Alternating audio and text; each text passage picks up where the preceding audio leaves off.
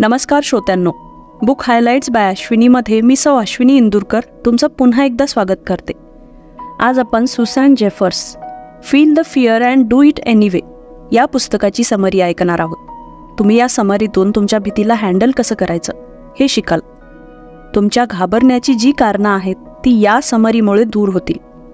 या समरीमध्ये तुम्हाला भीतीला कसं ओळखायचं हे शिकायला मिळतं आणि हे देखील समजतं की ही भीती आपल्या आयुष्यावर काय आणि कसा परिणाम करत असते.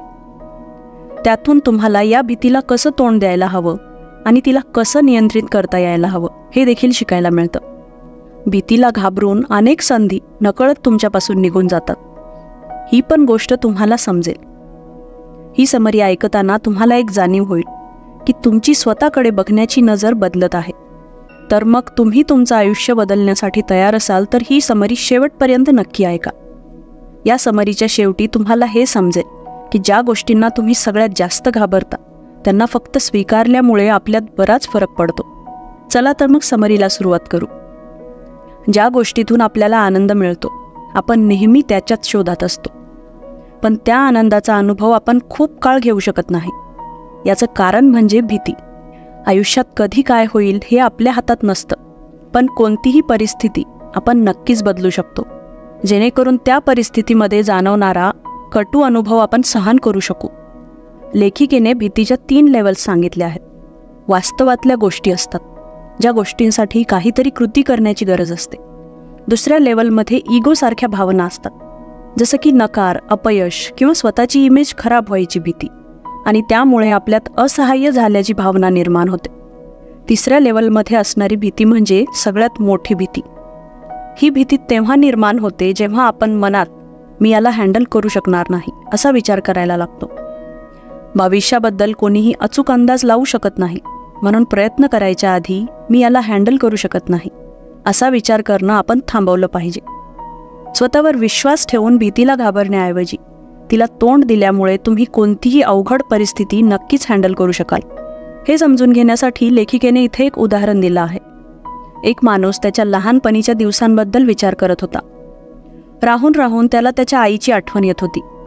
तो कधीही जेव्हा बाहेर निघायचा तेव्हा त्याची आई त्याला म्हणायची, बाळा स्वतःची काळजी घे. तो माणूस असा विचार करू लागला की या साध्या शब्दांमध्ये 2 मेसेज लपलेले आहेत. पहिला म्हणजे हे जग सुरक्षित नाही, धोकादायक आहे, आणि दुसरा म्हणजे तू या जगाशी डील करू शकणार नाहीस. पण त्याच्या आईला या गोष्टीची काळजी असायची की बाहेर पडल्यावर जर तिच्या मुलाला काही झालं तर त्याला सांभाळायला ती त्याच्यासोबत तिथे असू शकणार नाही. पण त्यावेळेस तो एक लहान मुलगा होता, त्यामुळे तो त्याचा अर्थ समजू शकला नाही. अशाच प्रकारे बरीच वर्ष लोटली. तो छोटा मुलगा आता मोठा झाला होता, पण तरीही बाहेर जाताना त्याची आई म्हणायची, बाळा सांभाळून जा, लक्ष ठेव, स्वतःची काळजी घे. मोठा झाल्यावर आणि थोडी समज आल्यावर त्याला त्याच्या आईच्या बोलण्याचा अर्थ नीट समजू लागला. खरं तर तिच्या बोलण्याचा अर्थ असा असायचा की जर त्याच्यासोबत काही वाईट झालं तर ती स्वतःला सांभाळू शकणार नाही आणि खूप दुःखी होईल. एके दिवशी त्याची आई खूप आजारी पडली. तिला लगेचच ICUमध्ये ॲडमिट करावं लागलं. एक मोठं ऑपरेशन झाल्यावर जेव्हा तो माणूस त्याच्या आईला भेटायला गेला तेव्हा त्याच्या आईच्या नाकात आणि गळ्यात पाईप लावलेला होता. त्याला हे माहीत नव्हतं की त्याची आई त्याचा आवाज ऐकू शकते की नाही, पण तो वाकून हळूच त्याच्या आईच्या कानात म्हणाला, आई मी तुझ्यावर खूप प्रेम करतो. मला एक छोटंसं काम आलं आहे तर मी ते करून लगेच येतो. दरवाजाजवळ पोचल्यावर त्याला एका लहान आवाजात काही शब्द ऐकू आले. स्वतःची काळजी घे बाळा. ते शब्द ऐकून त्याचं मन भरून आलं आणि डोळ्यात पाणी आलं.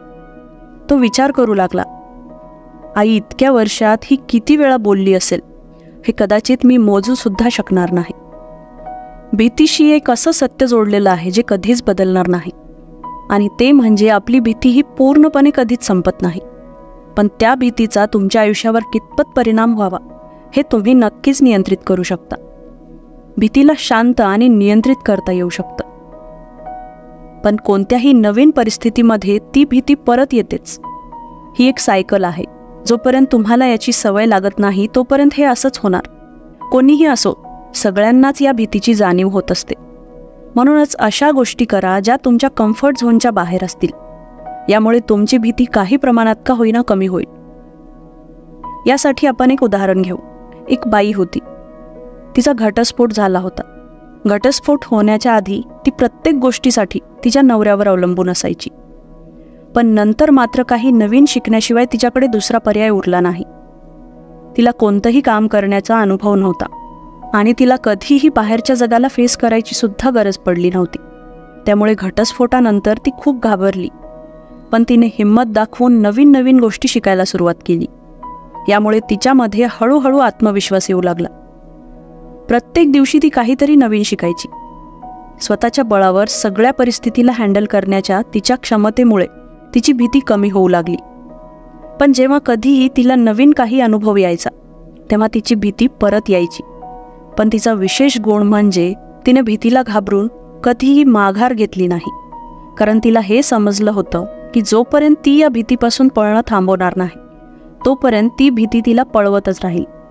म्हणून तिने असा विचार केला की जर पळवायचंच असेल तर या भीतीलाच पळवूया. आपण सगळेच कुठे ना कुठे घाबरत असतो. पण तुम्ही कोणीही असाल, जर तुम्ही तुमच्या भीतीला स्वीकारलं तर तुम्ही तिला हरवू शकता. जेव्हा तुम्ही आयुष्यात रिस्क घेता तेव्हा तुम्ही अजून पॉवरफुल होत जाता. आयुष्यात रिस्क घेतल्यामुळे जो आत्मविश्वास येतो तो आपल्याला भीतीला न घाबरता जगाचा अनुभव घेण्याची संधी देतो. आपल्या सगळ्यांमध्येच पॉवर असते. कोणत्याही परिस्थितीमध्ये जेव्हा भीती वाटते तेव्हा त्या शक्तीचा वापर करून आपण स्वतःचा आत्मविश्वास वाढवू शकतो. पॉवर म्हणजे लोकांमध्ये दरारा निर्माण करणं किंवा त्यांच्यावर वचक ठेवणं असं नाही, तर ही पॉवर म्हणजे आपल्या दुःखाला नियंत्रित करण्याची क्षमता. हे समजावून सांगण्यासाठी लेखिकेने इथे एक उदाहरण दिलं आहे. एका बाईला हे समजलं होतं की तिच्या नवऱ्याला कॅन्सर झालाय. या एका गोष्टीमुळे त्या दोघांचं आयुष्य खूप बदलून गेलं. ती बाई खूप घाबरलेली होती. त्यामुळे ही परिस्थिती सांभाळण्याची पॉवर सुद्धा तिच्यामध्ये राहिली नव्हती. पण जसजसे दिवस गेले ती नवीन गोष्टी शिकत गेली. आता ती त्या परिस्थितीला एका वेगळ्या दृष्टीने बघू लागली. तिची जाणीव झाली अनेक लोक तिची आणि तिच्या नवऱ्याची काळजी करतात आणि प्रत्येक दिवशी भांडणं होऊन सुद्धा त्यांचं एकमेकांबद्दलचं प्रेम वाढू लागलं होतं. तिने हळूहळू राग आणि मनात असणाऱ्या कटू भावनांना मनातून काढून टाकलं. तिला आता तणावमुक्त असल्याची जाणीव व्हायची. कोणतीही अवघड परिस्थिती आली तरी आता तिला भीतीपेक्षा जास्त आत्मविश्वास जाणवू लागला. त्या दोघांनी आपल्या आयुष्यातली नकारात्मकता दूर करून स्वतःमधल्या पॉवरला शोधलं आणि जसा जसा वेळ जाऊ लागला तिच्या नवऱ्याची तब्येत सुद्धा हळूहळू सुधारू लागली. एवढंच नाही तर ते दोघं मिळून बाकीच्या कॅन्सर पेशंटची सुद्धा मदत करू लागले. त्यामुळे लक्षात ठेवा की इच्छाशक्ती ही नेहमी कमजोरीवर विजय मिळवते. आपल्यातल्या बऱ्याच लोकांना मोठं व्हायची इच्छाच नसते. स्वतः केलेल्या चुकांचं खापर ते नेहमी दुसऱ्यांवर फोडत असतात आणि दुसऱ्यांना दोष देत असतात. आपण स्वतःच्या आयुष्याची जबाबदारी स्वतःच घ्यायला हवी. आपल्या आयुष्यात होणाऱ्या गोष्टींचं नियंत्रण आपण स्वतःकडे ठेवलं पाहिजे. आपल्या आयुष्यात होणाऱ्या प्रत्येक गोष्टीला आपण स्वतःच जबाबदार असतो. त्यासाठी दुसऱ्यांना दोष देऊ नका. हे लक्षात ठेवा की आज तुम्ही जो निर्णय घ्याल त्यावर तुमचं भविष्य ठरतं. जबाबदारी घेण्याचा अजून एक अर्थ असा होतो की आपल्या मनात सुरू असणाऱ्या हजारो विचारांना आपल्याला मॅनेज करता यायला हवं. तुमच्या डोक्यात चालू असणारे काही विचार तुमच्या मनाला नकारात्मकतेने भरून तुम्हाला स्वतःवर शंका घ्यायला भाग पाडतात. आपल्याला आयुष्यात काय करायचे, त्यासाठी काय करणं आवश्यक आहे हे समजून घेणं ही सुद्धा एक जबाबदारी घेण्याचा भाग आहे. तुम्ही तुमच्या ध्येयापर्यंत पोचण्यासाठी लहान लहान पावलं उचलू शकता. आयुष्यात प्रत्येकालाच आपण घेतलेल्या निर्णयांमुळे होणाऱ्या परिणामांना फेस करावं लागतं आणि प्रत्येक वेळेस आपण घेतलेले निर्णय बरोबरच असतील असं गरजेचं नाही. म्हणून यातून वाचायचं असेल तर यावर एकच उपाय आहे, तो म्हणजे आपण केलेल्या चुका आपल्याला मान्य करता आल्या पाहिजे आणि त्यातून शिकलं पाहिजे, जेणेकरून तिथेच अडकून न राहता आपण आपल्या आयुष्यात पुढे जाऊ शकू. आपल्या सकारात्मकतेचा भीतीवर नियंत्रण मिळवण्यासाठी कसा फायदा होतो ते आपण समजून घेऊ. पॉलिएना एका अशा मुलीचं नाव आहे जी कोणत्याही परिस्थितीमध्ये त्यातल्या सकारात्मक बाजूकडे लक्ष देण्यावर विश्वास ठेवायची. पॉलिएना प्रिन्सिपलची सुरुवात तिच्या स्टोरीवरूनच झाली होती. पण काही लोक म्हणतात की नेहमी पॉझिटिव्ह राहणं म्हणजे मूर्खपणा आहे. पण खरी गोष्ट अशी आहे की परिस्थिती कितीही नकारात्मक असली तरी त्यात काहीतरी सकारात्मक शोधणं म्हणजे तो एक आनंदी राहण्याचा उपाय आहे. जेव्हा तुम्ही तुमच्या मनामध्ये सुरू असलेल्या नकारात्मक गोष्टींकडे लक्ष देत नसता तेव्हा तुम्ही नकारात्मक विचारांना हरवता आणि त्यामुळे तुमच्यामध्ये भीतीला नियंत्रित करण्याची पॉवर येते. तुमच्या डोक्यात सुरू असणारी वेगवेगळे आवाज तुम्हाला अशा परिस्थितीबद्दल विचार करायला भाग पाडतात, ज्या प्रत्यक्षामध्ये अस्तित्वातच नसतात. यामुळे तुमची पॉवर मर्यादित राहून तुमच्यामध्ये भीती वाढत जाते. जेव्हा तुम्ही तुमच्या सकारात्मक विचारांनी नकारात्मक विचारांशी लढाल, तेव्हा तुम्ही त्या नकारात्मक विचारांवर नियंत्रण मिळवू शकता. आणि जेव्हा आपण एखादी गोष्ट परत परत करतो, तेव्हा ती आपली सवय बनून जाते आणि आपोआप आपण ती गोष्ट करायला लागतो. म्हणून या सकारात्मक विचाराला एक सवय बनवा. कधी असं सुद्धा होऊ शकतं की जेव्हा तुम्ही दुःखी आणि अपयशी फील करत असाल, तेव्हा तुम्हाला परत उठून उभं राहून त्या परिस्थितीशी 2 हात करावे लागतील. जेव्हा एखाद्या माणसाकडे कोणाचा स्ट्रॉंग सपोर्ट असतो, तेव्हा तो माणूस आणखी जास्त पॉवरफुल बनतो. आपल्या आजूबाजूला अशी बरीच लोकं असतात ज्यांना बघून आपल्याला नेहमीच प्रेरणा मिळत असते आणि त्यांच्यामुळे आपला आत्मविश्वास देखील वाढतो. जसजसे आपण मोठं होत जातो, आपण स्वतःला नकारात्मक लोकांपासून दूर करत जातो. याचं कारण म्हणजे त्यांच्या नकारात्मकतेचा परिणाम आपल्यावर सुद्धा होत असतो. जेव्हा एखादा माणूस सकारात्मकतेने भरलेला असतो, तेव्हा तो त्याच्या आयुष्यात सकारात्मक लोकांना आकर्षित करत असतो. तुमची ऊर्जा जशी असते, तुम्ही तशाच लोकांना आपल्या आयुष्यात आकर्षित करता. तुम्ही अशा लोकांसोबत राहत जा जे तुम्हाला आपलं मानतात, तुमचा आत्मविश्वास वाढायला मदत करतात आणि तुम्ही चुकल्यावर जे न घाबरता तुम्हाला योग्य तो रस्ता दाखवतात.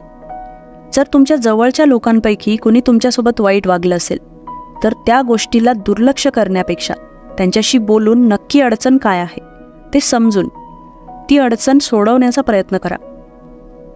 आयुष्यात निर्णय घेणं म्हणजे एखाद्या आव्हानापेक्षा कमी नसतं. एक गोष्ट नेहमी लक्षात ठेवा की प्रयत्न करून अपयशी होणं हे प्रयत्न न करण्यापेक्षा कितीतरी पटीने चांगलं आहे. जेव्हा तुम्ही एखादी गोष्ट करण्याचा प्रयत्न करता आणि त्यात तुम्ही अपयशी होता, तेव्हा तुम्ही त्या प्रयत्नामधून कमीत कमी काहीतरी शिकत असता आणि तुम्हाला अशा गोष्टी समजलेल्या असतात ज्यांचा उपयोग होत नाही आणि ज्या फ्रूटफुल नसतात. त्यानंतर तुम्ही एका नवीन मार्गाने जाण्याचा प्रयत्न करू शकता, जिथे तुम्ही आधी शिकलेल्या गोष्टींना लागू करू शकता. तुम्ही फक्त तुमच्या ध्येयावर लक्ष केंद्रित करण्याचा प्रयत्न करा. या पद्धतीने निर्णय घेणं सोपं आणि परिणामी बनतं. अपयशाला घाबरू नका, कारण अपयश हे यशाच्या मार्गावरचा एक भाग आहे. निराश करणारी गोष्ट तर ती असते जेव्हा तुम्ही प्रयत्न करण्याची हिंमत सोडून देता. जर तुम्ही वर्षानुवर्षे फक्त हाच विचार करत राहिला की जर असं झालं असतं तर, जर तसं झालं असतं तर, तेव्हा नंतर तुम्हाला त्याचा पश्चात्ताप होईल की तुम्ही फक्त विचारच करत राहिलात, पण काही करण्याचा प्रयत्न मात्र एकदाही केला नाही. म्हणून प्रयत्न करून अपयशी होण्याला नो लॉस डिसिजन असं म्हणता येईल. कारण जर तुम्ही अपयशी झालात, तर तुम्ही स्वतःच्या चुकांमधून काही ना काहीतरी नक्कीच शिकणार. तुम्ही या गोष्टीवर नेहमी विश्वास ठेवा की जेव्हा तुम्ही एखादा रस्ता निवडता, तेव्हा त्यावर येणाऱ्या अडचणीला सुद्धा तुम्ही नक्कीच हाताळू शकता आणि आपलं ध्येय मिळवण्यात यशस्वी देखील होऊ शकता.